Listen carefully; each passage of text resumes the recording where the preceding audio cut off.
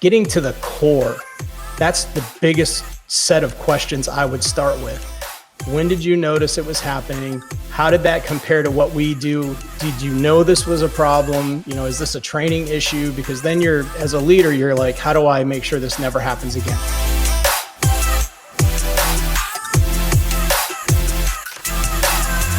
Hey, everyone out there, think of the best leader that you've ever had in your life.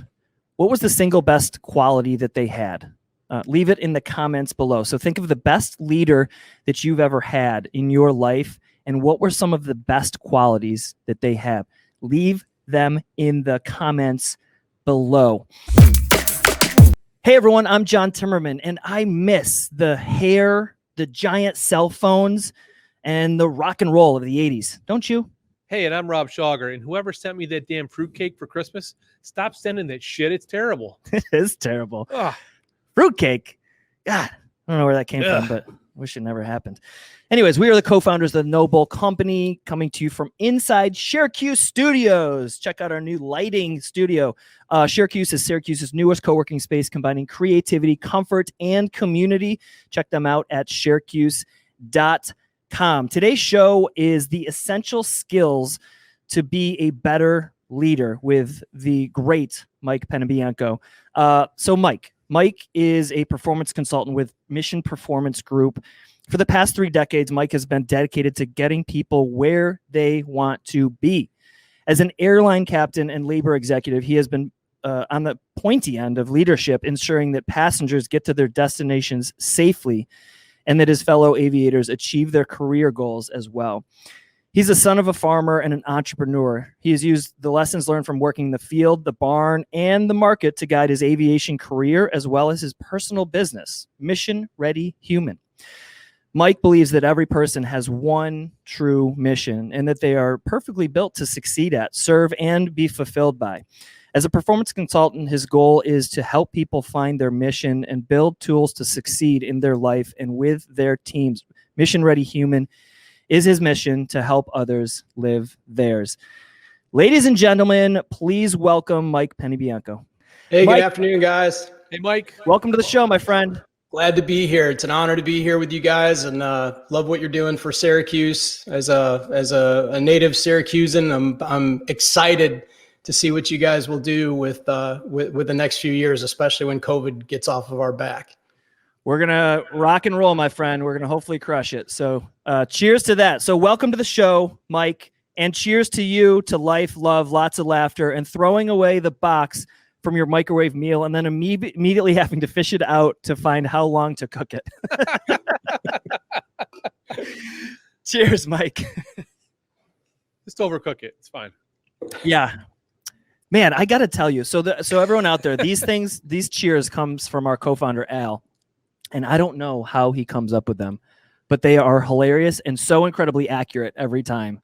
I don't know. And there's no deep thought. He just pulls his shit out of his ass at the very last second, and boom, they're magic. There's a part of his brain that somehow crafts those. He's got the genius of the guy that makes those protest signs of the most ridiculous things. Yes, exactly. That guy's viral. Al's working on his own brand, though. Yeah, he is. He could probably charge to help people come up with those signs. Sure he could. Anyways, today we're going to be talking about leadership. Mike, you've had a long, successful career at leading people, and you come from a unique angle that I'm super excited to talk about. So we have a community of entrepreneurs, hungry professionals to be leaders, people that are just generally motivated to get more out of their not only professional life, but their personal life as well. And your career as an airline captain and a labor executive, provides a really unique insight. And I'd like to jump off there and with your unique position, you most likely have seen problems with culture and leadership that the leaders don't see. Am I right? Yes. I've seen not only the front line, it's funny because it's a 3-hat type position. As a labor leader, you're also still an employee of a company, and you're an employer for people that don't work for the parent company of your membership. and then you're also the representative who has to step in and deal with the day-to-day representative issues and contractual issues and things like that. So it's a very unique position to get the full view of a business. So check it out. I grew my company 600% in 2020, one of the most chaotic years our world has ever seen. And I did it by learning from the best business builders this planet has to offer. That's exactly why we put together No Bull 2020 2.0 with speakers like Gary Vaynerchuk, Constance Schwartz-Marini, David Meltzer, Terica Lynn Smith. And we are selling tickets at an 85% discount right now. Click the link below because the price goes up every 15 days. Well, that leads me to my first question, which I know is going to help anybody out there, whether they're coming from a leadership standpoint or they're a part of a team. But what are your top things that leaders often miss when trying to create a better culture or lead a team? What are some of the things that you, across your career, that has come up that, as a CEO or a COO or an executive of some sort who wants to see these things, but especially part of a larger company, that they just don't see and that they're missing the mark? I think, and what attracted me to the airline that I fly for was the very open and clear communication of the mission, the values, the principles of the company. Made it very, very attractive to go and work there as someone from the outside, and as someone on the inside, it made it very easy for us to go to work and succeed just by being ourselves, because we were hired to be part of that model. I think where a lot of things go astray for companies is they don't spend enough time on that original organizing principle that you base everything else around, and then continuously communicate that. I think a lot of people forget where they come from. A lot of people forget what they're all about, and they chase metrics, and they lose that core common mission that everybody at that company was originally chosen for. And if they weren't chosen for that, then you probably have other problems to discuss. And I see a lot of that in the labor arena as well. Yeah. But it's hard. You as a leader, you're basically the cheerleader for the company mission and for the values and for the principles and policies and things like that. And I see that's probably the biggest gap that I see when there's wind shear between what those written principles are, what people were expecting when they came to work for you, and what they actually get in the day-to-day experience. And stemming from that, there's multiple levels of, especially in a larger company, there's multiple levels of leaders. There's not just one leader, right? And like in my company, we're a small business. There are more leaders now that we're growing.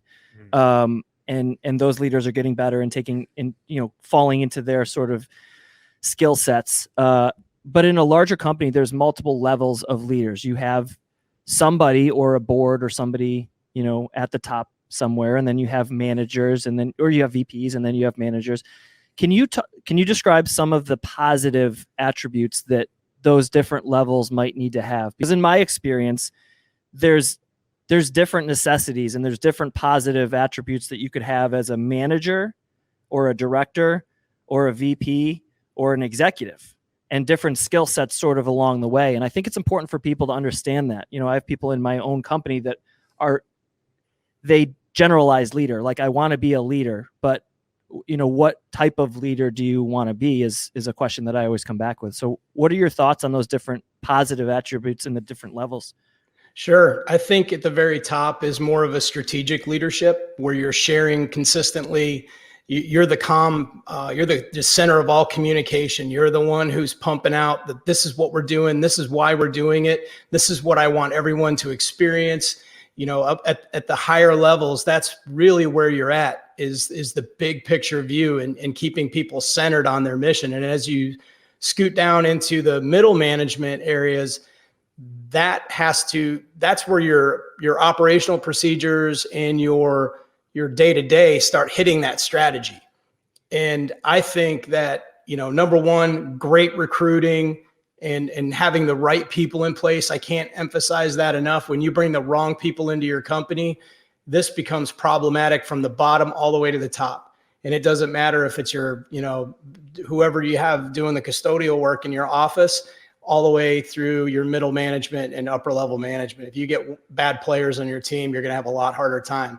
But like I said, as you get down into the lower levels, the squad level, the tactical team level of your company, I go to work with a team of 5 or 6. And, every day for me is to remind everybody what our priorities are: safety and service and efficiency, and customer service is all the way around that. Because if we do poorly at that, not the corona. If we do poorly at that, that's going to be on social media. It's going to be, out there giving us a black eye, and it hurts our business, hurts our mission. So really at that, at the lowest levels, it's, anybody's a leader in the company. Even if you are the, just a frontline person that stocks shelves, you're still on the front line. Walking by, if you're in a grocery store and you're a clerk and you walk by a spot that's bare and that there's a case full of product in the back, even if it's not your area, are you going to hold the guy who's maybe responsible for that, or do it yourself and get moving and get that stock shelf or that shelf stocked? Leadership is all the way up and down. It's a lot more tactical at the lower levels, but again, if you're a good strategic leader, you're telling people that are in those tactical positions what you need to hear back from them so that you can adjust and be more successful. So that open line of communication and empowering people that no matter what position they're in, 360 degrees around them, there's a leadership opportunity, and teaching them what that is. I think that's ultimately very, very important.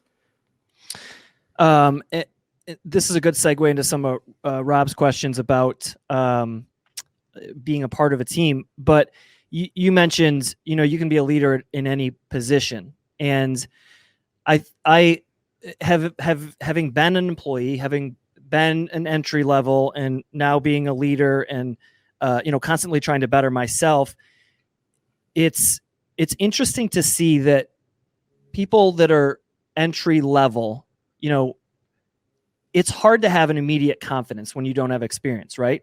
Mm-hmm. And so when, as a leader, I find myself having expectations of people who are entry level or, a few years in, showing leadership skills. And I'm constantly saying, okay, you need to take charge of this. You need to take charge of this. And then I have to constantly put myself in check a little bit and say that they haven't gained the confidence. And it takes a very rare person to come in automatically confident, because maybe they were raised that way. You were raised on a farm, you were raised, working hard and taking charge of different things. And so that might have come more natural to you versus somebody else that was, maybe coddled a little bit more when they were a child and told, to do these different things. And so it's a very interesting thing for me to experience, to try to figure out how to empower people who are coming in a little bit newer to find those leadership skills that they have. They just don't know they have. One thing that I'll say and then leave it to Rob is, what are some of the things that you've seen in your career that are really special from people who are coming in entry level that are respected by leaders? What are some of the great things that an entry level can do to show that they're maybe a good leadership candidate down the road? Hey, I always thought when I used to do an introduction dinner for our new hire aviators, that I would always say, hey, I'm new. And even though I'd been with the company for 20 years, I always say, hey, the best thing you can say for yourself is that I'm new and I'm learning. And if you have anything that can help me out, I'm really open to hearing it.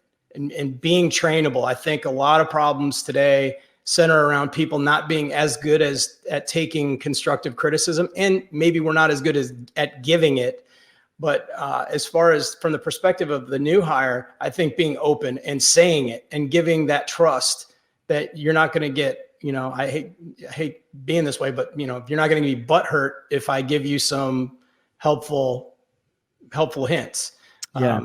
And I think that openness sets a tone. And that tone carries into, how much rope I'm going to give you as a leader, and let you run with it a little bit and see where the tension, where you get a little bit of tension there. But I think openness to learn is the biggest thing, and saying, I don't know when you don't know. Because if I'm counting on you, I go to work with a guy that I'd probably have never met almost every week. And when I get in the airplane, I expect that person to be prepared, ready, trained, good to go. If he's sitting in that seat, he's checked all the boxes. But, there are other things, maybe you got something going on at home. But, when we start our briefing, it's like, hey, you got anything going on? Is there anything that, we should talk about before we get going? Are you good to go?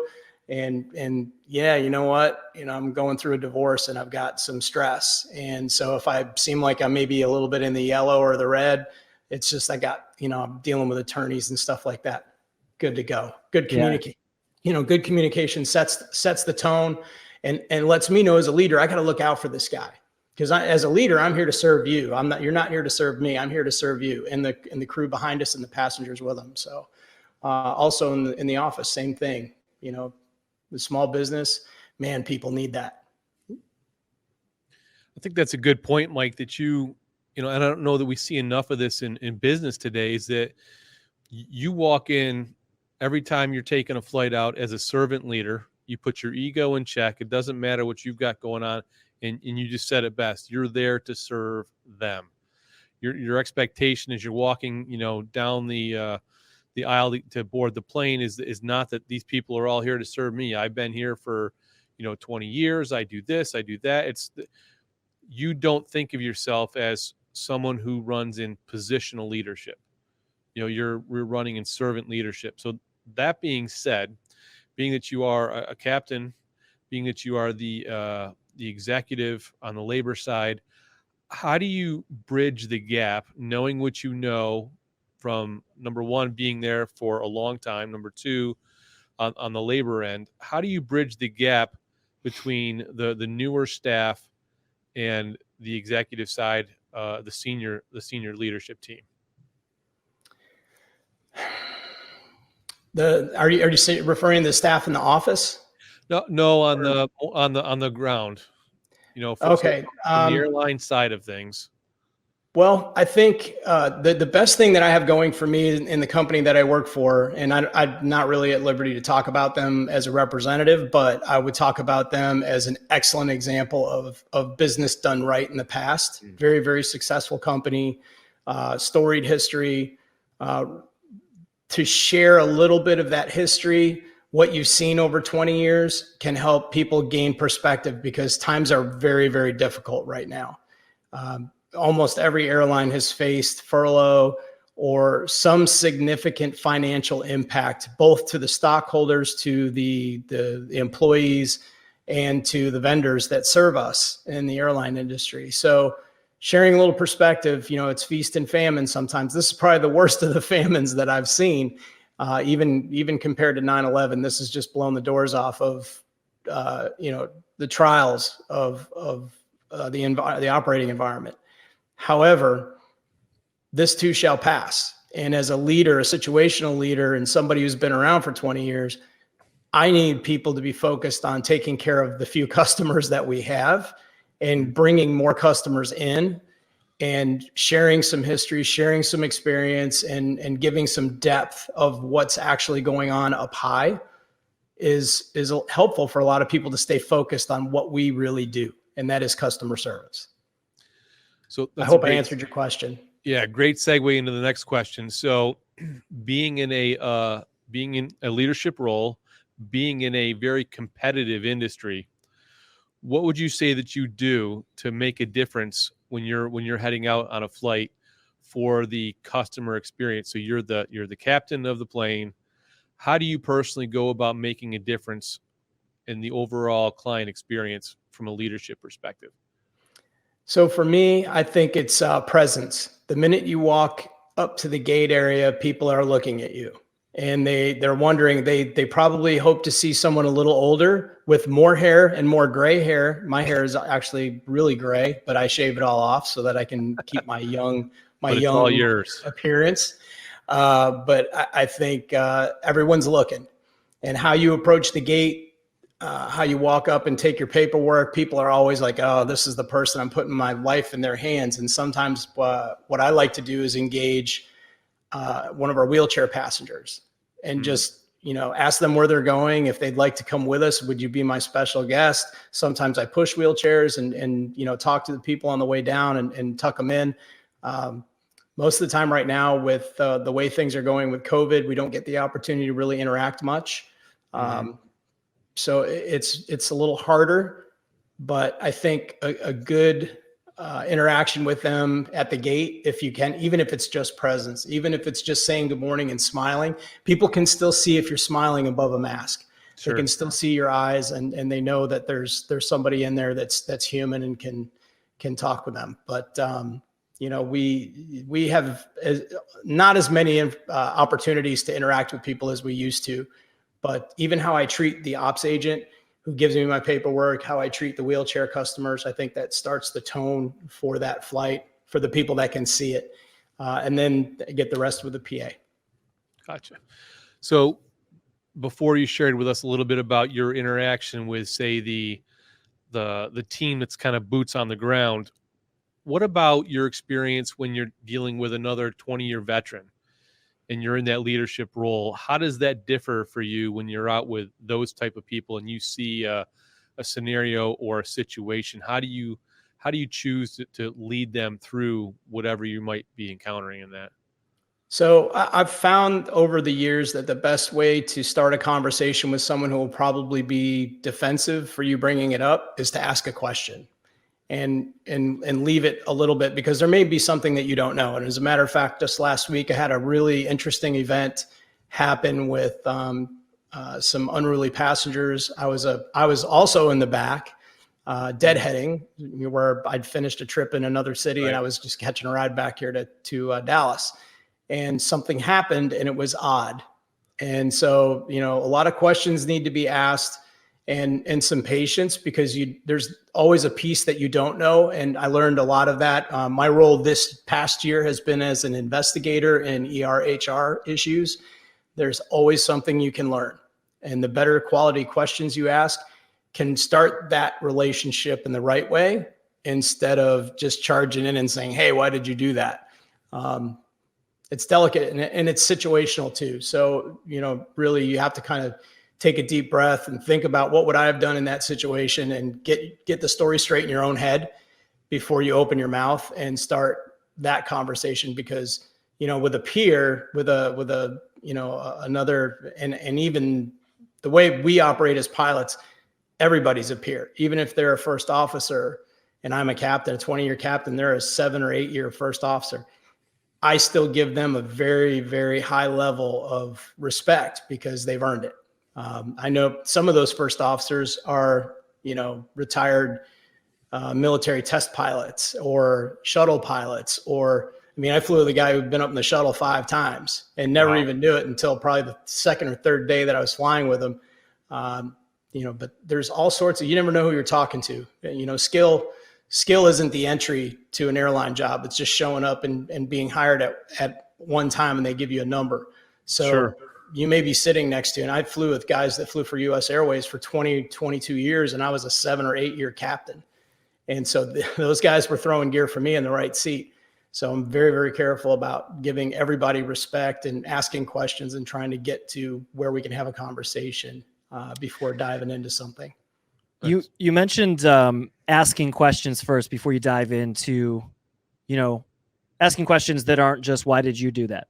So investigating a little bit more. I want to touch on that for a minute, because that's selfishly, that's something that I want to learn, what that is. Because I'm in the advertising world and marketing world. And as we grow more and more and more, things need to happen faster and faster to facilitate that growth and support that growth. And I often find myself becoming a little impatient, not with people necessarily, but with processes.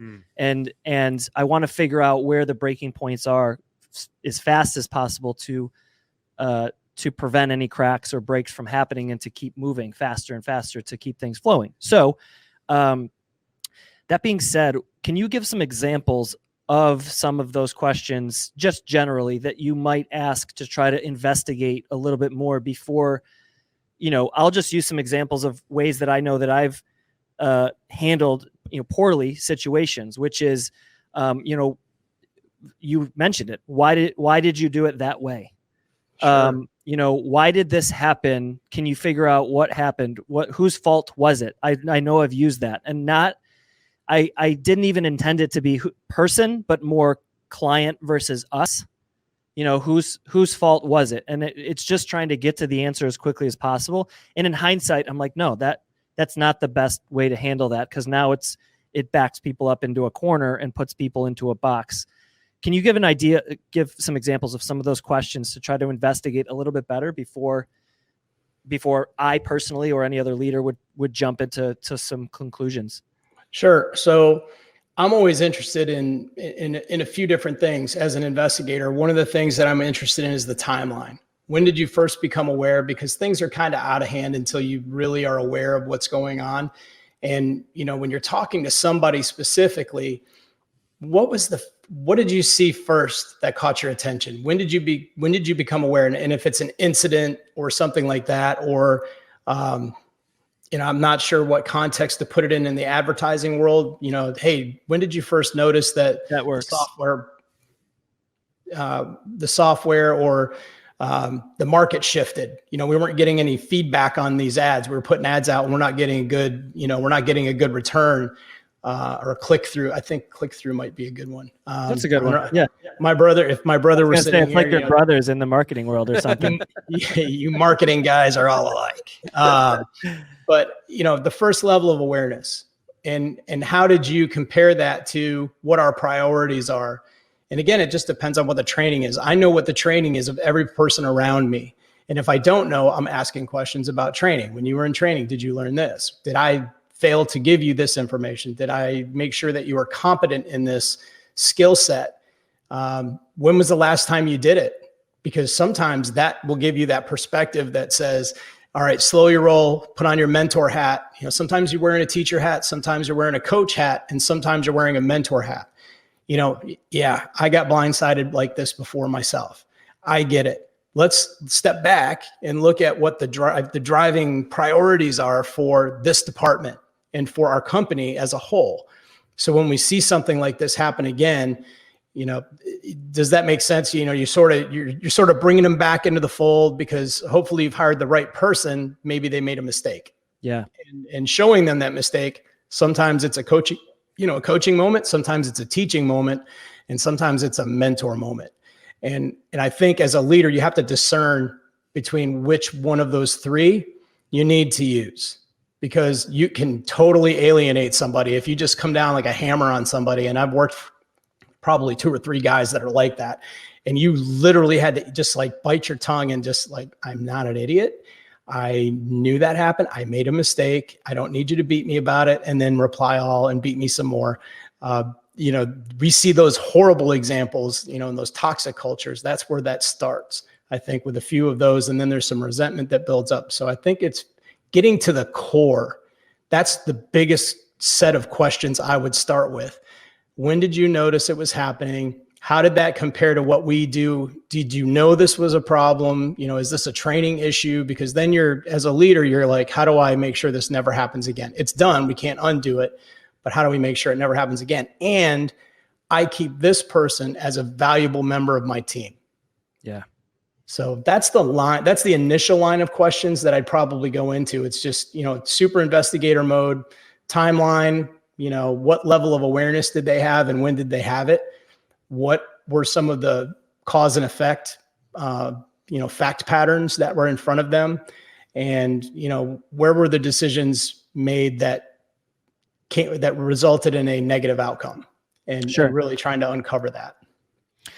We have an interesting comment that came through from JC, loyal follower and watcher. She said, new employees can demonstrate leadership skills by taking in small cross-functional projects. They may have nothing to do with their current role, but can assume leadership with a company event, team celebration, etc. She said she's seen great leaders show their skills this way. And that segues sort of into some of the sort of conversations you're talking about and questions, people need to take risks sometimes. And much more maybe in my world now, being a smaller business, this is easier maybe than in a larger company that has a lot of checks and balances. But in my opinion, some level of going outside of the box is going to be a little bit risky. And there's this going back to sort of my confidence comment, that if people want to show that they're a good leader, I believe they have to come to the table with some outside of the box thinking, which may come along with some risk. And so if they do that, if they have the confidence to do that from the get-go, or they build the confidence, or as a leader, you empower them with that confidence, there may be some striking out. And there may be some instances where a leader then has to come and say, this, or think this is a mentorship moment, this is a teaching moment, and figure out what that is. So it's a great comment by JC, that if you think you should be a leader, or you want to be a leader, and tell me if you agree with this, then taking some calculated risks that aren't going to cost the company anything big, or that are within the boundaries that you're allowed to move depending on the size of the company, and proving to your team that you're willing to try to grow. You're willing to try to grow. Owning up to your mistakes is actually the point that I'm getting to, is one of the best ways to alleviate all these things that we're talking about. Of course, there's probably exceptions to the rule. If you have the type of leader that is much more hammer, then it could be risky. But what are your thoughts on, entry level, newer employees taking calculated risks? Again, could be very small, could be as much as, wheeling somebody in a wheelchair in, even though that's maybe not something they learned in training, or going above and beyond with their personality and, going through the airplane and saying hi to every single passenger that comes on and what's your name, things like that are just going out of protocol, can show that you're developing as a leader. Do you agree with that? Or do you have anything to add? I work in a bad environment for that, because we're so structured, and safety is our offset to risk. And, we always measure risk based. We make decisions at the level of risk that doesn't involve a negative impact being brought to our customers. Yeah. But for like customer centric type things, I love it when somebody innovates a little bit. Now, as a leader, you have to set the tone and establish safety and trust for that person to feel that they can even step up. There are some environments where you will get absolutely murdered for walking outside of regulation, policy, procedure. You will, the law says this, the company's policies are this, these are the procedures we expect you to follow, bar none. If you're in that environment, then this is very, very difficult. If you're not in that environment, and if you're in like the startup community, if you're in a young and growing company, again, you have the opportunity to lead from any position you're in. Start probing the people above you for, hey, how will this go? If I had an idea, would you be interested in hearing it? And could I bend your ear for maybe 15 minutes after work today and kind of test the waters? If there's no example of it, some places are out there just like, I want to hear it. If my team isn't talking to me, if you hear a noise in the back of the airplane and you're not calling me, you've been back there for 15, 20 years, and you're hearing something you've never heard before, get on the phone, talk to me. Again, I think the baseline is, what company do you work for and who's your boss? And if you're the leader there, and if you don't have people communicating up the chain to you, then you're not leading. You're just out, you're dragging people around. And I've seen that. People don't want, some bosses don't want to hear it, or they'll hear it and they don't do anything about it. And again, I always link it back to organizing principles. If you want the safest operation possible, if you want the most productive, advertising agency, you want to get new clients and you want to show some real amazing, results, then you need a team that's just pinging. And that means they all have to be talking. They all have to be committed to getting that job done. And even if you're the guy that cleans the office at night and you realize someone left their folder sitting on a desk and you make a phone call, I mean, then that's part of that team too. And, sometimes you just have to live it out loud as a leader to make sure that those people, that those are their assets. There's so much in their heads. And if you don't go after it and you don't make an environment where they can bring it out, I think you're hobbling yourself, you're hobbling your company, and you're underserving your customers. Shame on us for sure, and I got one more question. You got anything else on your end? Just one more stemming off of that is for a company that is really structured, as you mentioned, that can't avoid it because of the industry that they're in, could be airline, could be medical, could be legal. So a company that has to be highly regulated and there is not a lot of room for risk taking. How can a leader at any level, we'll just generalize it, how can a leader within that company make sure that it's not a culture that shuts everything down, right? So, what are some general suggestions that you have or insights that you have for a company that is highly regulated to still have employees that are happy and feel like they have a purpose?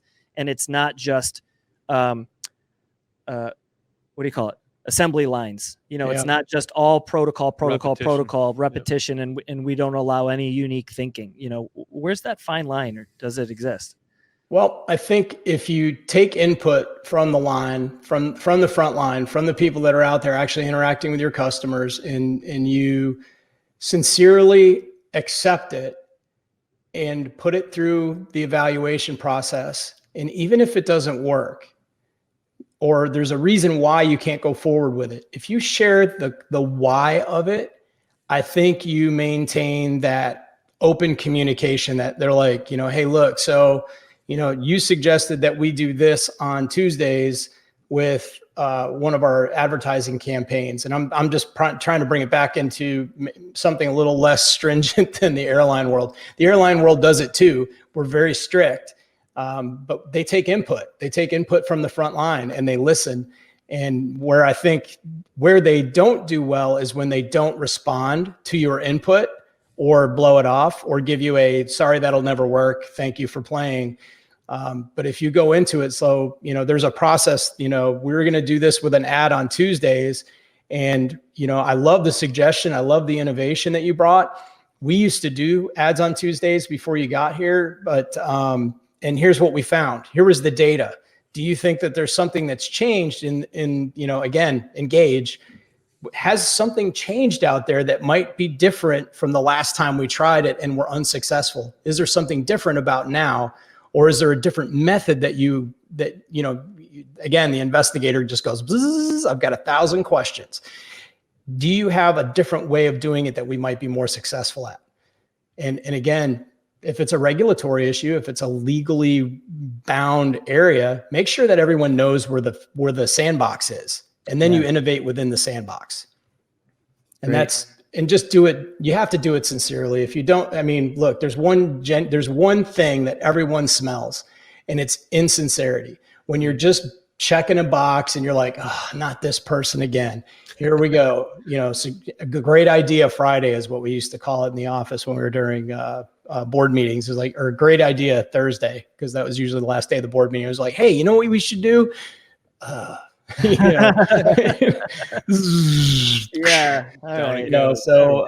there's always that. But I think as a leader, if you engage the people and you really draw out of them what the idea is, because you may not know what they've got cooking in there. They may just have an idea. If you give them a little data and some evidence, maybe they solve a problem for you and you make them a bigger part of the solution. I don't know. I'm always asking questions. I'm full of questions. I love it. That's at the core of whether you're a great leader or a great team member or a great client is questions. Because in my opinion, expectations and assumptions that go uncommunicated are, the death of a relationship at some point, because you're going to get it wrong in your own head or your own background. It's a recipe for disaster. The history that you had could be totally different than what could be. So I love asking questions. Speaking of questions, you had one more. I've got a question for you, Mike. So before we let you go, what do you want to share with us about Mission Performance Group?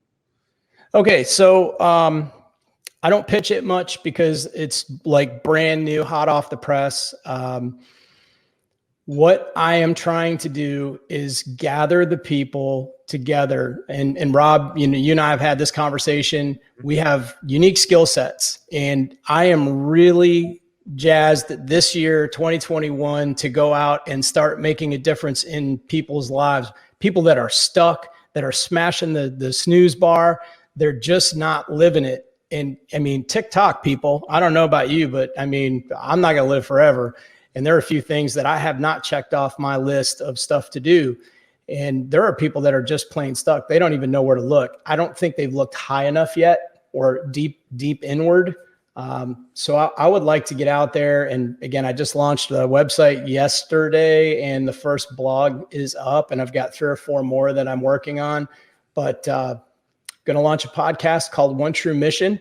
I have 2 partners in that podcast. Dr. Ann Newman, she's a CEO of a company out in Wisconsin, Milwaukee, Wisconsin, that handles conflict management training, bringing respectful and safe workplaces, making that a reality for a lot of people that work in very tense and very high risk environments. And then my brother, Chris Panebianco, who is the CMO at BHG there in Syracuse. And we're going to go get the story of mission out of people. We want to, when you're lying awake and things are eating you up and success is just over the next hill, what did it take for you to get there?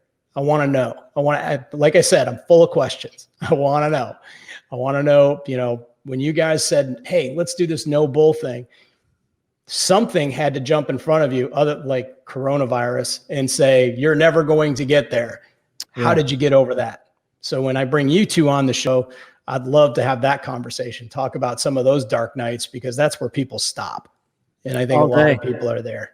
Well, I'm excited about coming to Texas in the next few months, and we're going to build out Mission Performance Blueprint. So that's going to be amazing. Real quick, share with us the website where they can go and check that out and find the first blog. Sure. It's missionreadyhuman.com. And real simple, one word, missionreadyhuman.com. And all my contact info is in there. I'm on LinkedIn. I have a Facebook group. I don't really do much on Facebook other than personal stuff. But yeah, LinkedIn's the best way to get in touch with me, and or the Mission Ready Human website, Mike at missionreadyhuman.com. Awesome. Appreciate you, brother. Thanks so much, Mike. Guys, it was a pleasure. All right, man. Have an amazing day. Stay safe. Thanks for having me. We'll see you guys. Cheers. Bye-bye. All right, everybody. Great interview. Just a reminder that you can check us out Thursdays at 8:30 p.m. We'll be right back wherever you're watching this or listening to this, your favorite podcasting platform, YouTube, Facebook video, over on LinkedIn. And we have a special little behind the scenes show that we do when we film these things. When we film these things, it's either at 11 a.m. On Tuesday or 4 p.m. on Tuesday. And so if you're interested in getting some of the behind the scenes perks and announcements and things that we're doing to build this rocket ship that is No Bull 2020 2.0, our event featuring Gary Vaynerchuk and a host of amazing strategic and tactical speakers that we're building out over 2 days. Make sure that you subscribe on our podcast, subscribe on YouTube. We'll see you live over on YouTube, and check out nobullcon.com. That's where you can get tickets to the event. And until next time, cheers, everyone, to life and business. May you prosper in both. Prosper? What does that mean? That too. Good stuff.